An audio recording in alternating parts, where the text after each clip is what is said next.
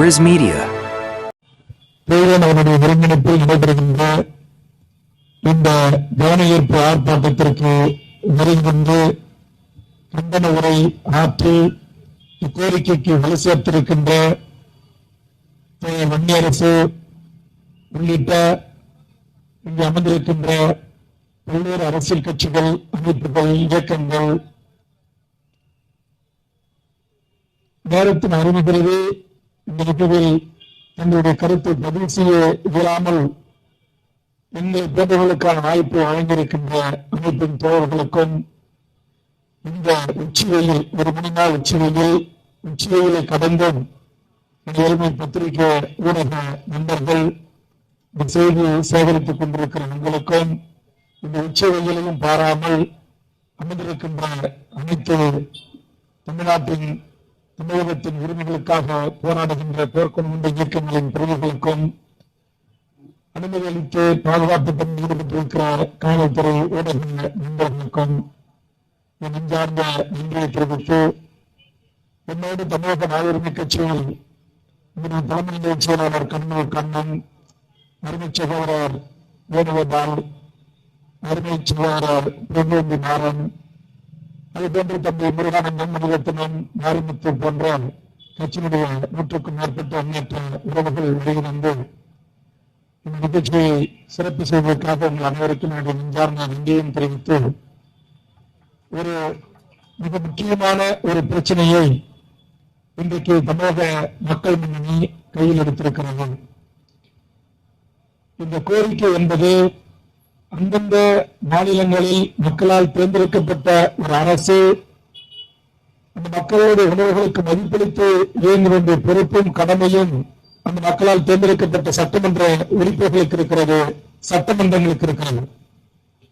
இந்த நாட்டுக்கு எது தேவை, எது தேவையில்லை என்பதை முடிவு செய்வதற்கு சட்டமன்றமும், அதை நடைமுறைப்படுத்துவதற்கு அமைச்சரவை கேபினெட் கூட்டங்களும் கூடி இந்த நாட்டு மக்களை வழிநடத்துகிறது.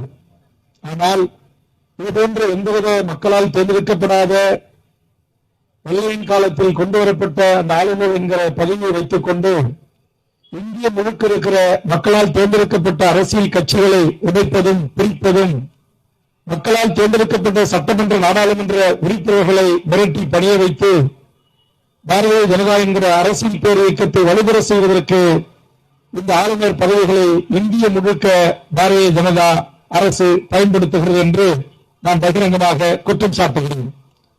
பாரதிய ஜனதா மக்களால் தேர்ந்தெடுக்கப்பட்ட சட்டமன்ற நாடாளுமன்ற உறுப்பினர்களாக நாட்டுடைய முதலமைச்சராக வந்ததை காட்டிலும் இதுபோன்ற ஆளுநர்களை கையில் வைத்துக் கொண்டு குறுக்கவழியிலே ஆட்சி அதிகாரத்தை கைப்பற்றி அதனூடாக அரசியல் அதிகாரத்தின் ஊடாக நான் நினைக்கின்ற சட்ட திட்டங்களை நிறைவேற்றுகின்ற ஒரு அரசாகத்தான் இன்றைக்கு பாரதிய ஜனதாக நடந்து கொண்டிருக்கிறது. எப்படி இன்றைக்கு ஒற்றை மொழி இந்தி மொழியோ, எப்படி ஒற்றை நாடு இந்து நாடோ, எப்படி ஒற்றை பண்பாடு இந்து பண்பாடோ, எப்படி ஒற்றை உணவோ, இன்றைக்கு எப்படி ஒரே குடும்ப அட்டை என்கிற ரேஷன் கார்டோ, எல்லாவற்றையும் இன்றைக்கு அவர்கள் செய்வதற்கு ஏதுவாக இந்திய நாட்டுடைய ரிசர்வ் வங்கியினுடைய ஆளுநர்களை தன்னகத்துக் கொண்டவர்களை நியமனம் செய்தார்கள். உச்சநீதிமன்றத்துடைய மனித உரிமை ஓய்வு பெற்ற நீதிபதிகளை மனித உரிமையினுடைய தலைவராக தன்னை சித்தாந்தம் கொண்டவர்களை நியமனம் செய்தார்கள். ஜனநாயக நாட்டில் முறையாக நடக்க வேண்டிய தேர்தல் ஆணையர்களை தங்கள் RSS பின்புலம் கொண்டவர்களாக தேர்வு செய்து அமர வைத்தார்கள். ஆண்டாண்டு காலமாக இந்த நாட்டை ஆண்ட அரசியல் கட்சிகள் நடைமுறையில் இருந்த முப்படைகளை ஒழித்து முப்படைகளுக்கும் சேர்த்து ஒரே தலைமையை நியமனம் செய்து அவரையும் தங்களுடைய RSS பரிவார கும்பல்களின் ஆதரவாளராக நியமனம் செய்தார்கள்.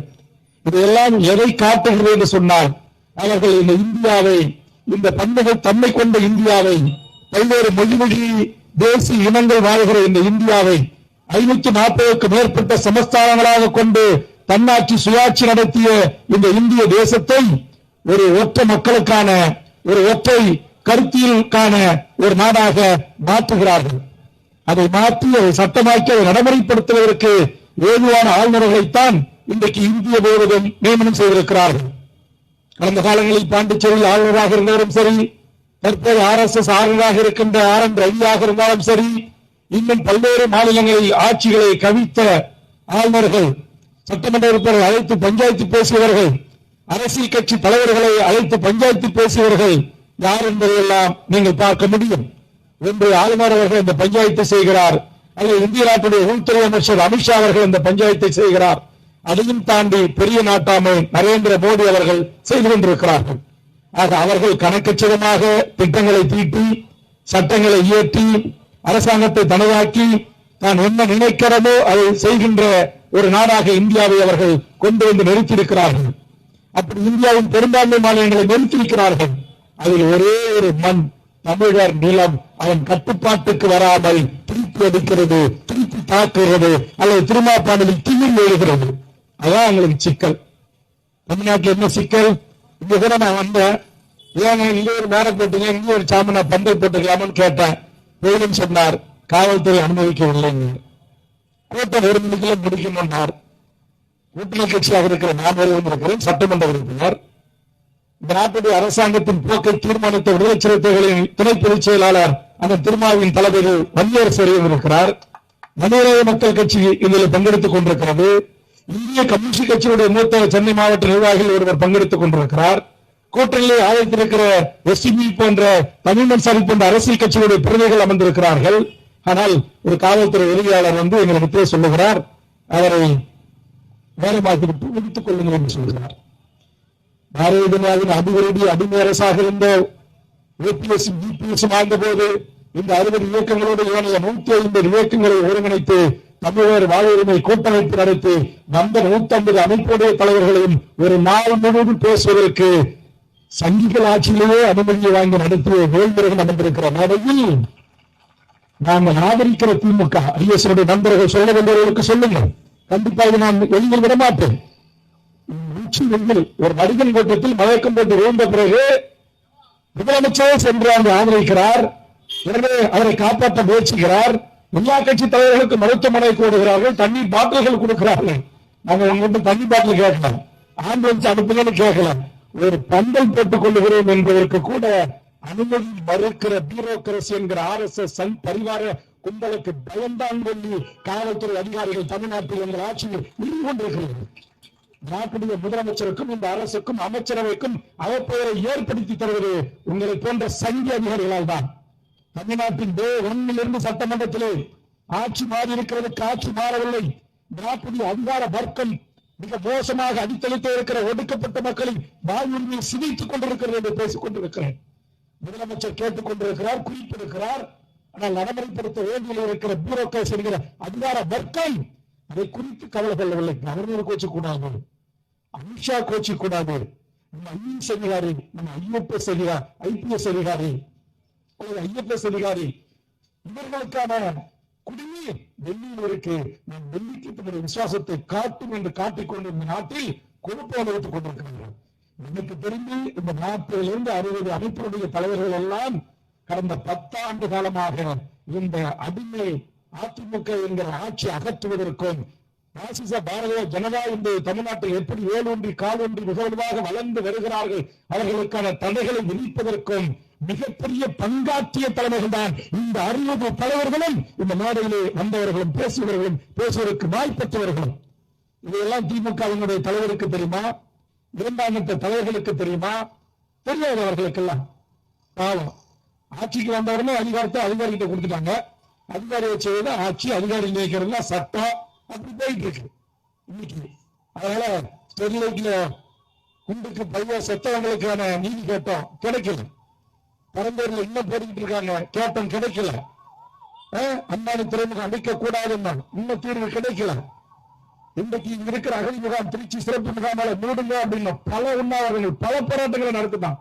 இதெல்லாம் மக்களிடத்திலே கொண்டு சென்றுதான் நாங்கள் இந்த ஆட்சி மாற்றத்திற்கு அதிகாரிகள் 150 அமைப்புகள், இயக்கங்கள், தலைவர்கள் 10 ஆண்டு காலம் அவ்வளவு பெரிய போராட்டங்கள், எண்ணிலும் 40க்கும் மேற்பட்ட வழக்குகள், இவ்வளவு துன்பங்களையும் துயரங்களையும் தாங்கி இந்த தலைவர்களுடைய அத்தனை தியாகத்திலும் இந்த ஆட்சி மாற்றம் இந்த மண்ணில் ஏற்பட்டிருக்கிறது.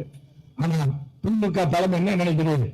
பாவலர் பெருங்கத்திரார் கோயிலம் தானே, பாலாஜா வல்லவன் தானே, மஞ்சள் செல்வன் தானே, சுந்தரமூர்த்தி தானே, வன்னியரசு தானே, அப்படி என்று நீங்கள் எப்படி நினைக்கிறீர்களோ என்று எங்களுக்கு தெரியவில்லை. நாங்கள் ஒன்னோடு இருக்கிற ஆட்சி 4 ஆண்டு காலம் முடிந்து 5 ஆண்டு காலம் வந்தால் தேர்தல் வரப்போகுது. ஆனால் எத்தனை கோரிக்கைகள் இந்த தமிழ் சமூகத்தின் சார்பாக, தமிழர் வாழ்வுரிமை கூட்டமைப்பின் சார்பாக, இந்த 60 அமைப்புகளின் சார்பாக இந்த தமிழர் நிலையத்தில் நாம் வைத்த கோரிக்கைகள் அப்படியே இருக்கிறது. வேதனையின் உச்சத்தில் இருக்கிறோம். இங்கே கூட பேசுகின்ற போது நம்முடைய தோழர் அவர்கள் சொன்னார், நீங்கள் மீண்டும் சட்டமன்ற உறுப்பினராக செல்ல வேண்டும் என்று. ஆனால் கலைஞர் அவர்கள் இருந்தபோது நான் சட்டப்பேரவை உறுப்பினராக இருந்தேன், ஜெயலலிதா அவர்கள் இருந்தபோது சட்டமன்ற உறுப்பினராக இருந்தேன். நான் ஒரு கருத்தை எடுத்து வைக்கிறேன் என்று சொன்னால் அந்த கருத்துக்கான சட்ட வடிவம் கிடைத்தது. மாவட்டத்திற்கு ஒரு மருத்துவக் கல்லூரி, மாவட்டத்திற்கு ஒரு பொறியியல் கல்லூரி, இன்றைக்கு ஸ்டாலின் அவர்களிடத்திலே தொகுதிக்கு ஒரு கலைக்கல்லூரி, நாட்டின் தடை சட்டம், ஏழையர் விடுதலைக்கான நாம் பேசிய கருத்துக்கள், மூவர் தூக்குக்கான முயற்சிகள். ஆக இன்றைக்கு இருக்கிற பியூரோக்ரசி, இன்றைக்கு இருக்கிற அதிகாரிகள், ஐயோ முதல்வர் அவர்களை இதை செய்யாதீங்க, ஐயோ முதல்வர்கள் அவர்களை அதை செய்யாதீங்க. கலைஞரத்தில் சொன்னேன், இன்னும் தமிழ்நாட்டு கோயில்கள் தமிழிலும் அர்ச்சனை செய்யப்படும், அசிங்கமா இல்லையா, அவமானமா இல்லையா? தமிழின தலைவர் முத்தமிழறிஞர் கலைஞர்னு கேட்டார். அவமானமாக கருதுகிறேன். நாளையிலிருந்து தமிழ்நாடு முழுவதும் தமிழிலும் அர்ச்சனை செய்யப்படும் என்ற பெயர் பலகை தூக்கி எறியப்படும், தமிழில் அர்ச்சனை செய்யப்படும் உத்தரவு பிறப்பித்தான். அந்த தீர்க்கமான பார்வை புரியல் அங்க இருந்துச்சு. திருச்சியில நம்முடைய சேமரன் ராஜர் கோவில் தேவாரம் திவாசக பாட அனுமதிக்க முடியாது என்று சொன்னார்கள். அங்க இருக்கிறவர்கள் உயர்ந்த சாதிக்காரர்கள் பாட சென்ற அந்த ஆறுமணிச்சாமி தூக்கி வீசினார்கள். சட்டமன்றத்தில் கவன ஈர்ப்பு தீர்மானம் கொண்டு வந்து சட்டமன்றத்தை நடத்த விடாமல் ரகல செய்தேன். மதிப்பளிக்கப்பட்டது. கலைஞர் எழுந்தார், சொன்னார், தேவாரம் திருவாசகம் தமிழ்நாட்டில் இருக்கிற திருச்செந்தம்பல மேடையில் பாடம் உள்ளவில்லை என்று சொன்னால் வேல்முருகன் சொல்வது இந்த அரசுக்கும் தமிழர்களுக்கும் அவமானம். திருச்சி நம்முடைய சிதம்பரம் நடராஜ கோவில் உடனடியாக பார்வைக்கு ஏற்பாடு செய்யப்படும், இல்லை என்றால் அது அரசுரிமையாக்கப்படும், இந்த அறநிலைத்துறை கட்டுப்பாட்டில் வரப்படும் என்று அந்த ஸ்பாட்ல எனக்கான பதில் கிடைத்தது. ஆனால் இன்னைக்கு திருப்பரம் என்ற பிரச்சனையாக இருந்தாலும், மதுரை மீனாட்சி பிரச்சனையாக இருந்தாலும், தஞ்சாவூர் குடும்பங்களுக்காக இருந்தாலும் நான் எல்லாவற்றுக்கும் சட்டமன்றத்திலே பேசுகிறேன். உடனே எதற்கெடுத்தாலும் வேல்முருகன் எழுந்து விடுகிறார் என்று சங்கியின் குரலாக இந்த நாட்டுடைய இந்த அறநிலைத்துறை அமைச்சரே சட்டமன்றத்தில் பேசுகிறார். குடும்பங்களுக்கு விழாக்களை நடத்துகிறாங்க. அப்புறம் திருப்பரங்குன்றத்தில் அவர்கள் விளக்கேற்ற அனுமதி கேட்டானா? சுதந்திர இந்தியாவுடைய 78 ஆண்டு காலில் அங்க போய் அகவிளக்கு ஏற்றுறாங்க, எந்த பிரச்சனையும் கிடையாது. இன்னைக்கு பேசியவர்கள் சொன்னது போல் அது அளவுக்கல் என்றார், மலை உச்சிகளை அளந்து வேலைகளை பிரிப்பதற்கு வெள்ளக்காரர்களால் போடப்பட்டது என்று அறிவியல் ரீதியாக ஆய்வு செய்கின்ற அறிஞர்களும் சொல்லியிருக்கிறார்கள். ஆனால் இன்றைக்கு அமைச்சரிடமிருந்து அதற்கான எந்த பதிலும் கிடையாது. அப்ப நாம் இந்த அரசு எந்த நோக்கத்திற்காக இந்த நாட்டில் ஆட்சி பிரிவுகளை செய்கிறதோ அந்த நோக்கம் சமூக நீதி தளத்தில் இன்றைக்கு மறுக்கப்படுகிறது. இன்றைக்கு சாதிவாரி கணக்கெடுப்பு நடத்தப்பட வேண்டும் என்பது இந்த 60 இயக்கங்களின் நோக்கம் மட்டுமல்ல, தமிழ்நாட்டில் இருக்கிற ஒட்டுமொத்த அரசியல் கட்சிகளின் கோரிக்கை. ஒரே கட்சி அதற்கு எதிரானது பாரதிய ஜனதா. இன்னைக்கு அந்த கட்சியின் கோரிக்கை வெல்வது போல் தமிழ்நாட்டின் முதல்வர் இன்னும் சாதிவாரி கணக்கெடுப்பு நடத்தப்படவில்லை. ஏன் பீகார் நடத்தப்படுகிறது, ஒரிசாவில் நடத்தப்பட்டிருக்கிறது, கர்நாடகத்தில், ஆந்திராவில், தெலுங்கானாவில் நடத்தப்பட்டிருக்கிறது, ஏன் தமிழ்நாட்டில் நடத்தப்படவில்லை? பதில் அதை விட கொடுமை. இங்கு அமர்ந்திருக்கிற பெரும்பான்மையான ஒடுக்கப்பட்ட, தாழ்த்தப்பட்ட, வஞ்சிக்கப்பட்ட இந்த மக்களின் குரலாய் ஒரு சமகாலத்தில் ஒரு மாவட்டத்துடைய முதன்மை நீதிபதி என்கிற ஒரு இடதுசாரி சிந்தனை கொண்ட சாதிய சமூகத்தை எதிர்த்து களமாடிய ஐயா பழமலையுடைய அன்பு மகன் செல்வல் ஒரு வழக்கி, ஒரு எஸ்சி வன்கொடுமை வழக்கி, அவர் ஒரு மிக பிற்படுத்தப்பட்ட சமுதாயத்தை சேர்ந்தவர் தான். அவருடைய சமுதாயத்தை சேர்ந்தவர் தான் நம்ம டிஎஸ்பி, அவருடைய சமுதாயத்தை சேர்ந்தவர் மாவட்டத்துடைய எஸ்பி. இதற்கு சாதி பரிந்துள்ள எஸ்சி வன்கொடுமை வழக்கை முறையாக இந்த நாட்டில் எங்கேயும் சரியாக நடைமுறைப்படுத்தவில்லை. இதற்கு இருக்கிற அதிகாரத்தை பயன்படுத்தி உட்பிரிவு நாளை பயன்படுத்தி நான் அவரை ரிமாண்ட் செய்கிறேன் என்று சொன்ன காரணத்திற்காக எல்லா பியூரோகிராசி ஒன்று பிடித்தான். அந்த விருதுகளை அஞ்ச வாங்காமல், சாதிய தன்மையோடு இயங்காமல், நேர்மையாக மனச்சாட்சியோடு தீர்ப்பு எழுதிய அந்த செம்மல் இன்னைக்கு பணியிட நீக்கம் செய்யப்பட்டிருக்கிறான். கேட்கிறேன், ஒரு சாமிநாதனுக்காக 56 நீதிபதிகளும் 12க்கு மேற்பட்ட நாயகத்துடைய தலைமை நீதிபதிகளும் கையொப்பமிடுகிறான். அமித்ஷா கொக்கரிக்கிறான். ஆனால் திரும்ப அவர்கள் பற்ற வைத்த நெருப்பு 120 நாடாளுமன்ற உறுப்பினர்கள் அவர் மீது நாடாளுமன்றத்திற்கான இம்பீச்மென்ட் தீர்மானத்தை தந்திருக்கிறார்கள். 120 சூத்திரன் கையெழுத்து இதுக்கு சமம் தூக்கி போடுறான். எண்ணி பார்க்கணும். அது எனக்கு கூட கவலைதான். அந்த தாழ்த்தப்பட்ட மக்களின் வன்கொடுமை சட்டத்தில் நீதிபதிகளுக்கு இருக்கிற பிரின்சிபல் டிஸ்ட்ரிக்ட் செஷன் ஜட்ஜிக்கு அதிகாரத்தை இந்தியாவில் பயன்படுத்திய அந்த ஒரே சூத்திரசாரி நீதிபதி இன்றைக்கு பணி நீக்கம் செய்யப்பட்டு அவமானப்படுத்தப்பட்டிருக்கிறார். தமிழ்நாட்டில் இருக்கிற எத்தனையோ தலித் இயக்கங்கள் தலைவர்கள் சாதி ஒழிப்புக்காக களமாடுகிற இந்திய கம்யூனிஸ்ட் மார்க்சிஸ்ட் கம்யூனிஸ்டுகள் கூட இன்னும் அந்த நீதிபதிக்காக ஒரு கருத்து இல்லை. ஆனா சாமிநாதனுக்காக 1000 அவ்வாள்கள் நீதிக்கு வந்து நிற்கிறான், ஆதரித்து நிற்கிறான். இதுதான் இங்கு அவர்கள் வெற்றியடைந்து கொண்டிருக்கிறார்கள். RSS பரிவார கும்பல்கள், இங்க இருக்கிற கவர்னர் போன்றவர்கள், இங்க இருக்கிற பியூரோகிரசி என்ற அதிகார வர்க்கத்தில் இருக்கிற IAS IPS அதிகாரிகள் போன்றவர்கள் அவன் எதை நினைக்கிறானோ அவன் நினைத்தது இந்த மண்ணில் சாதித்துக் கொண்டிருக்கிறான். அதற்கு தெரிந்தோ தெரியாமல் பெரியாரின் வழியில் அண்ணல் அம்பேத்கர் வழியில் இந்த சூத்திரசாலி மக்களாக இருக்கிறான். நாம் அடிமை கூட்டமாக இருக்கிறோம். இங்க பாருங்க, இத்தனை தலைவர்கள் ஒன்று கூடி இருக்கிற இந்த இயக்கத்திற்கு கிடைக்கிற மதிப்பும் மரியாதையும் இந்த அரசால், இந்த காவல்துறையால் இவ்வளவுதான். ஒரு நடிகன் அரசியல் கட்சி தொடங்கினா டிஸ்ட்ரிக்ட் கலெக்டர் ஐயா எப்ப வரீங்க, எப்ப முடிப்பீங்க அப்படின்னு இவரு போன் பண்ணி அவரை கேட்கிறாரு. கலெக்டர் கேட்கறதோட மட்டுமல்ல, SP போய் நிக்கிறாரு, DIG போய் நிக்கிறாரு, IG போய் ஐயாவுக்கு நடிகனுக்கு எங்க மேடை போடணும், எங்க பாத்ரூம் வைக்கணும், எங்க தண்ணி கூட வைக்கணும், எங்க சோப்பு மேட்டு போடணும், எப்படி ஐயாவை பாதுகாத்து காராவனுக்கு அனுப்பணும். கேடுகட்ட இந்த சிஸ்டம், இந்த முறை இதை அடித்து நொறுக்கப்பட வேண்டும் என்பதற்காகத்தான் வேல்முருகன் சட்டமன்றத்துக்கு சென்றார். ஆனா நீங்க சட்டமன்றத்துக்கு போய் நீங்க தமிழ்நாட்டுடைய லஞ்சம், லாவணியம், ஊழல், மீனவர் படுகொலை, ஈழத்தமிழர் படுகொலை, இனப்படுகொலை, பொதுவாக்கெடுப்பு கவர்றோம். 150 அமைப்புகளை நாங்க கேட்டு செந்தில் இருக்கிறார். எத்தனை தீர்மானங்கள் தமிழர் வாழ்வுரிமை கூட்டமைப்பு சார்பா எத்தனை தீர்மானங்கள் நிறைவேற்று முதலமைச்சர் அவர்களே, ஒரே ஒரு நீங்க ஆட்சிக்கு வந்திருக்கிறீங்க. 2009க்கு பிறகு அம்மையார் ஜெயலலிதா அந்த தீர்மானங்களை போட்டார். நீங்க போடுங்க, ஈழத்தில் இருந்து இனப்படுகொலை ஒரு தீர்மானம் போடுங்க, ஒரு பொது வாக்கெடுப்பு எடுப்பதற்கான ஒரு தீர்மானத்தில் சேருங்க, ஒரு ஜாதியாரி கணக்கெடுப்பு நீங்க எடுக்க. தமிழ்நாட்டு வேலை இன்றைக்கு அரசு பதவிகள், மாநில அரசு பதவிகள் 100% இந்த மண்ணின் பூர்வீக மக்களாக இருக்கிற தமிழ்நாட்டை பூர்வீகமாக கொண்டு இந்த தாயகத்து நிலத்தில் வாழ்கின்ற மக்களுக்கு உரித்தாவது என்று சொல்லுங்கள், அதுக்கு ஒரு சட்டத்தை இயற்றுங்க என்று கவர்றான். ஒன்னும் நடக்கல. அமரநாமல் கிழிக்க போறோம். வன்னியரசு சொன்னார், நான் தலைவனாக ஏற்றுக்கொண்ட போது வேலுப்பிள்ளை பிரபாகரன் தமிழ் மண்ணில் உலக அரங்கில் தமிழுக்கு என்று ஒரு நாடு வேண்டும் என்று போராடினார். இந்திய கண்டத்தில் என் தலைவன் தமிழரசனும் ஐயா புலவர் கல்வி பெருமாளும் இந்த தேசம் ஒரு அடிமையாகத்தான் இந்தியா என்பது பல்வேறு மாநிலங்களின் சிறை கூடம் என்று சொன்னார்.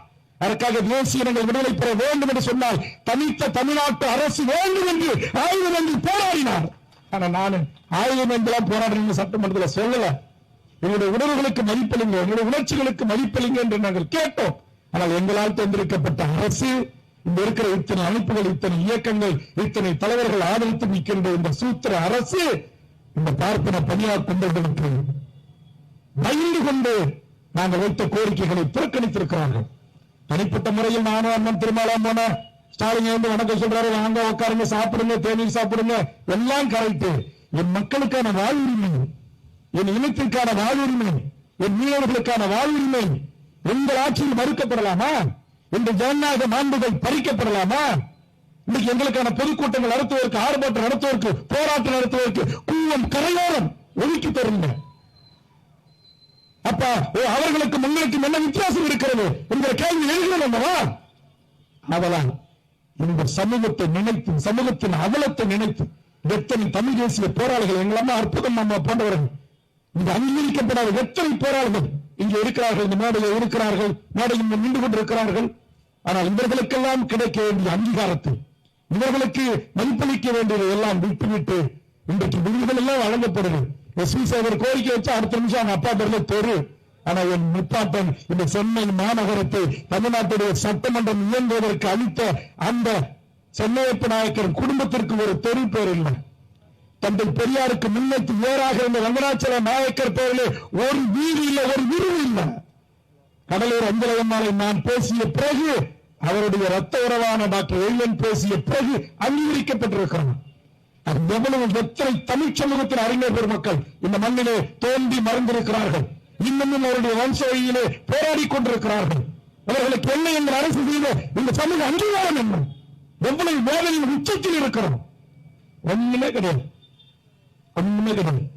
அதுக்காக தான் நான் சொன்னேன், எப்பா இந்த தேர்தல் அரசுக்கு பெரிய கும்பிடு போட்டோம், உங்க பணியே இன்னைக்கு வேண்டாம், நான் தேர்தலில் நிக்க போறது இல்லை அப்படின்னு என் கட்சியிடம் வேண்டுகோளை நான் முன்வைத்திருக்கிறேன். மாவீரர் மேடையிலிருந்து நான் முன்வைத்திருக்கிறேன். காரணம், ஜனநாயக ரீதியாக நாங்கள் ஓட்டரசியலை நம்பி ஜனநாயக ரீதியாக வந்து எத்தனை போராட்டங்களை நடத்தி எத்தனை ஆர்ப்பாட்டங்களை நடத்தி எத்தனை பேரணிகள் மாநாடுகள் நடத்தி நாங்கள் கொடுக்கின்ற மனுக்களில் எங்களுக்கு என்ன தீர்வு? இன்னைக்கு முதலமைச்சர் தேர்தலில் நேற்றுக்கு வீட்டுக்கு வந்தாங்க. 1500 ஏழை தாழ்த்தப்பட்ட தமிழ்நாடு முழுக்க வந்து குடியேறி தூய தமிழர்கள் இன்னைக்கு ஒரு ஏரி புறம்போக்கு ஆத்து புறம்போக்குன்னு சொல்லி இடிச்சு தரமட்டமாக்குறான், கதறாங்க. கேட்க நாதி இல்லை. இந்த மண்ணின் பூர்வீக குடி மக்கள் கண்ணகி நகர்ல போய் வீசினா, கண்ணகி நகர்ல ஒரு இந்திய நாட்டின் கபடி வீராங்கனையாக எங்கள் குல மொத்த உறவு இந்தியாவுக்கு பெருமை தேடி தருகின்ற போது அரசு அதிபர்கள் கூட்ட அமர வச்சு பக்கத்துல வச்சு போட்டோ எடுத்துக்கிறீங்க, வீடோடி போடுறீங்க. ஆனா இந்த குடிசைகளை இடிச்சு தரமட்டமாக்கும் போது காது கொடுத்து கேட்க மறுக்கிறீங்க. இதையெல்லாம் சிந்திக்கின்ற ஒரு தமிழ் சமூகம் உருவாகி வருகிறது. இந்த அருமை நம்பர் ரம்ய அரசு பல கருத்துக்களை இங்கு எடுத்து வைத்தார். என்னை வைத்துக் கொண்டு எனக்கு என்ன வேதனை? இப்ப நானும் அண்ணன் திருமாவளவன் ஆசிரியர்கள் நடந்த உலக வம்சவழி மாநாட்டிலே 2 நாட்களுக்கு முன்பாக கலந்து நேற்றுதான் நான் தாயகம் திரும்பினேன். அங்கே அந்த மக்கள் கடல் கடந்து போய் வாழ்ந்தாலும் கூட அவன் அந்த இன உணர்வோடு மொழி உணர்வோடு தாய்மண் பற்றோடு வாழ்றான். ஆனா இங்க நாம் எப்படி வாழ்றோம்? இன்னைக்கு ஒரு அம்மா சொல்லியிருக்கு, இன்னைக்கு ஒரு தொலைக்காட்சியில பார்த்தேன்.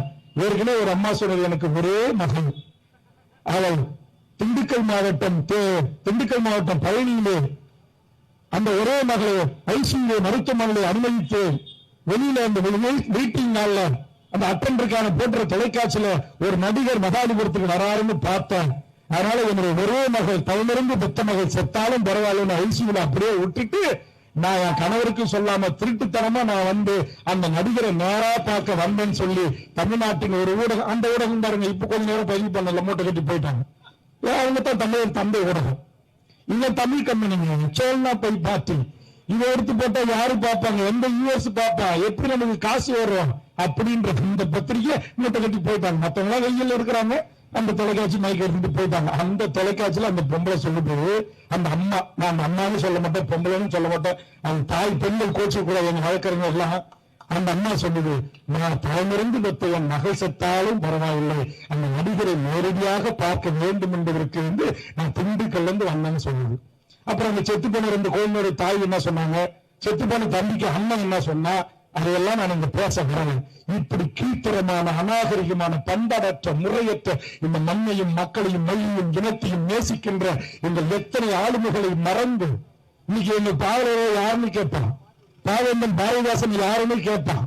ஆனா நடிகன் இந்த குடும்பாருங்க, எங்க மன்சூர் வந்திருக்காரு, மன்சூர் அலிகான், இவரை வந்து தேடி வந்து கிட்ட பார்த்து செயல்படுகிறது நம்ம பொண்ணு, நம்ம இளைஞர்கள் இங்க வந்து செயல்படுகிறாங்க. அவன் மனநிலை எப்படி இருக்கிறது? ஆனா அவர் அவருக்கு எதிரானவர். ஜேம்ஸ் வசந்தன் அவர்கள் அவருக்கு எதிரானவர்.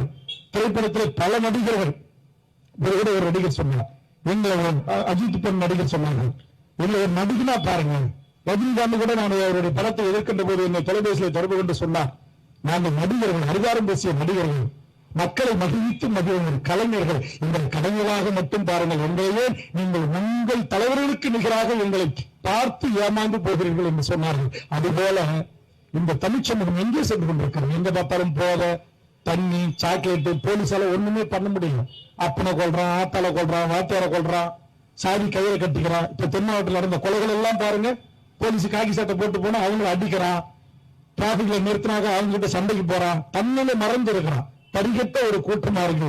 இந்த கூட்டத்தில் நம்மளை மீறி இங்க தோழர் தமிழ்நாடு விடுதலை படையில் ஆயுள் தண்டனை அனுபவித்த தோழர் தமிழரசனுக்கு பின்னால் அந்த படையை நடத்திய முக்கிய தலைவர்கள் உருவான தோழர் ஆலப்பக்கம் பிரியேசன் போன்றவர்கள்லாம் வந்திருக்கிறார்கள். அவங்க எல்லாம் யாருக்காக சிறைக்கு போனாங்க? யாருக்காக குழந்தாடி காவல் நிலையத்தை தாக்குனாங்க? எந்த 10 மணி கற்பழிப்புக்காக அந்த காவல் நிலையத்தை தாக்குனாங்க?